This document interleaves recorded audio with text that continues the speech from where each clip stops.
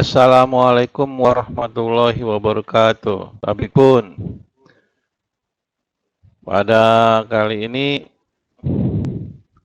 saya akan menguraikan tentang pemberian izin penangkaran tumbuhan dan satwa liar. Jadi setiap orang atau lembaga yang akan melaksanakan penangkaran harus mengetahui bagaimana SOP-nya sehingga menjadi lancar. Pemberian rekomendasi izin penangkaran tumbuhan dan satwa liar kali ini kita mengambil kasus di Jawa Timur. Bagaimana SOP-nya? Dasar pelaksanaan yaitu Peraturan Menteri Kehutanan Nomor P19 Menhub tahun 2005 tentang penangkaran tumbuhan dan satwa liar. Selanjutnya Peraturan Dirjen PHKA Nomor SK 142 garing 4 Romawi set garing HO garing 2006 tentang pendelegasian wewenang untuk penerbitan izin penangkaran rusak, servis SPP dan kijang Montiakus Muncak kepada Balai Konservasi Sumber Daya Alam. Selanjutnya, Surat Edaran Dirjen PHKA nomor SE2 garing 4 set garing 2009 tanggal 23 Juli 2009 tentang penerbitan izin penangkaran satwa liar dilindungi generasi kedua F2 dan berikutnya. Tujuan kegiatan ini adalah penangkaran untuk komersial. Ruang lingkup. Jadi izin ini dapat diberikan kepada perorangan maupun lembaga seperti koperasi, badan hukum, dan lembaga konservasi. Status satwa, jenis dilindungi dan tidak dilindungi kecuali jenis rusa dan kijang, dan dilindungi generasi kedua atau F2 dan berikutnya. Nah, bagaimana kelengkapan proses untuk izin dalam hal ini dilakukan oleh perorangan? Perlu ada proposal penangkaran untuk permohonan baru atau rencana kerja 5 tahunan. Untuk permohonan perpanjangan yang masing-masing diketahui oleh Kepala Balai. Dilengkapi juga dengan kopi KTP dan izin tempat tinggal bagi WNA yang masih berlaku. Kemudian surat keterangan lokasi dari serendah-rendahnya camat setempat yang menerangkan bahwa kegiatan penangkaran tidak menimbulkan dampak negatif bagi lingkungan dan lokasi sedang tidak dalam sengketa atau masalah. Selanjutnya, dokumen atau bukti lain yang menerangkan legalitas asal-usul induk, benih atau bibit. Untuk penangkaran dalam hal ini, induk sudah ada atau surat keterangan rencana perolehan induk dari Kepala Balai Besar. Selanjutnya, berita acara persiapan teknis dari Kepala Bidang, Kepala Balai Besar KSDA Jawa Timur.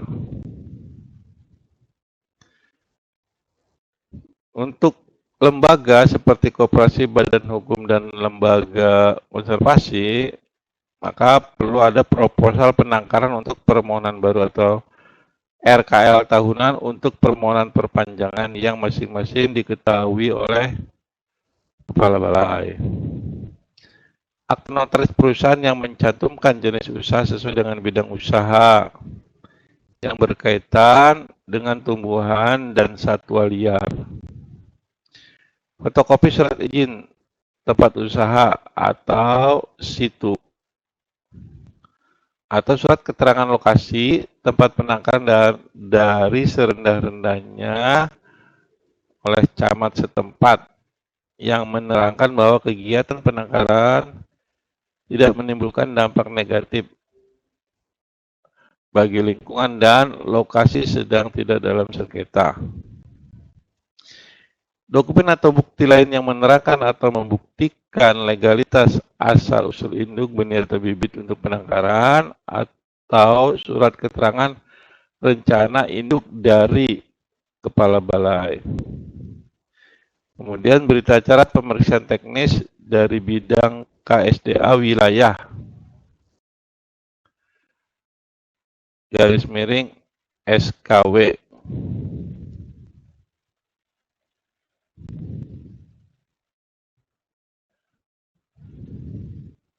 Kemudian unit kerja atau petugas terkait, yaitu yang pertama Kepala Balai Besar KSDA, kemudian Kepala Bidang Teknis KSDA, Kepala Seksi Pemanfaatan dan Pelayanan, Sub Bagian Umum, dan Staf Teknis Pemanfaatan dan Pelayanan.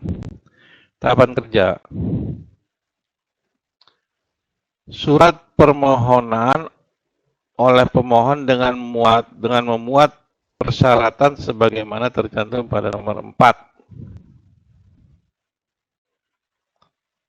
Nah, permohonan rekomendasi diajukan kepada Kepala Balai, kepada Kepala Balai Besar KSDA Jawa Timur. Selanjutnya, Staf Seksi Pemanfaatan,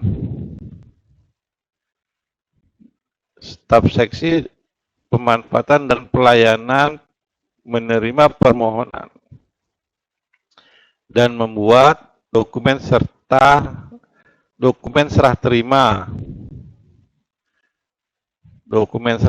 dokumen permohonan serta melaksanakan checklist dokumen permohonan. Apabila tidak lengkap,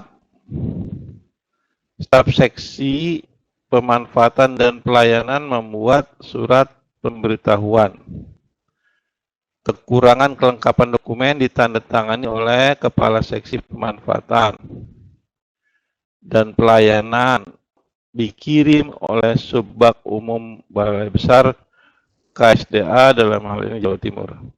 Apabila lengkap, dilanjutkan ke tahap berikutnya. Kemudian Staf Subbag Umum mengagendakan permohonan dan memberikan lembar penerus berupa lembar disposisi internal untuk diserahkan kepada Kepala Seksi Pemanfaatan dan Pelayanan. Nah, Kepala Seksi Pemanfaatan dan Pelayanan melaksanakan telaah dan memberikan arahan sesuai acuan normatif dan langkah penyelesaiannya yang dicantumkan dalam lembar disposisi. Kemudian, berdasarkan disposisi dari Kepala Seksi Pemanfaatan dan Pelayanan, staf Seksi Pemanfaatan dan Pelayanan melaksanakan pengkajian permohonan sesuai dengan aspek teknis dan administrasi. Berdasarkan hasil kajian, staf Seksi Pemanfaatan dan Pelayanan menyusun draft surat rekomendasi atau surat penolakan dan diserahkan kepada Kepala Seksi Pemanfaatan dan Pelayanan. Selanjutnya, Kepala Seksi Pemanfaatan dan Pelayanan memeriksa kajian dan draft surat rekomendasi surat penolakan terkait acuan normatif. Nah, apabila ada perbaikan, dikembalikan kepada staf Seksi Pemanfaatan dan Pelayanan. Apabila sebaliknya tidak ada perbaikan, Kepala Seksi Pemanfaatan dan Pelayanan menandatangani kajian membubuhkan para persetujuan pada konsep surat rekomendasi atau surat penolakan dan meneruskan kepada Kepala Bidang Teknis. Kepala Bidang Teknis KSDA memeriksa kajian dan konsep surat rekomendasi terkait dengan penulisan dan penggunaan bahasa. Apabila ada perbaikan, maka dikembalikan kepada Kepala Seksi Pemanfaatan dan Pelayanan. Nah, apabila tidak ada perbaikan, maka Kepala Bidang Teknis menandatangani kajian dan membubuhkan para persetujuan pada konsep surat rekomendasi, surat penolakan, dan meneruskan kepada Balai Besar KSDA Jawa Timur. Selanjutnya, Kepala Balai Besar melaksanakan pencermatan terhadap kajian teknis dan konsep surat rekomendasi, surat penolakan. Apabila ada saran atau perbaikan, dikembalikan kepada bidang teknis KSDA. Nah, apabila tidak ada perbaikan, maka Kepala Besar menandatangani surat rekomendasi, surat penolakan. Nah, kemudian staf Subbak Umum memberikan nomor dan tanggal rekomendasi dan menyerahkan dokumen serta rekomendasi surat penolakan kepada pemohon serta pengarsipan. Sekarang waktu penyelesaian proses. Nah, ini. Selambat-lambatnya 14 hari kerja setelah permohonan diterima, itu jadinya. Sedangkan tata waktu pelaksanaan tahap 1, 2, 3. Tahap 1, nah, itu waktu penyelesaiannya 4 hari. Tahap kedua, waktu penyelesaiannya 8 hari. Dan tahap ketiga, waktu penyelesaian 2 hari. Jadi di total 14 hari. Nah, demikian SOP dari izin kalau ingin melaksanakan kegiatan penangkaran flora maupun fauna. Wassalamualaikum warahmatullahi wabarakatuh.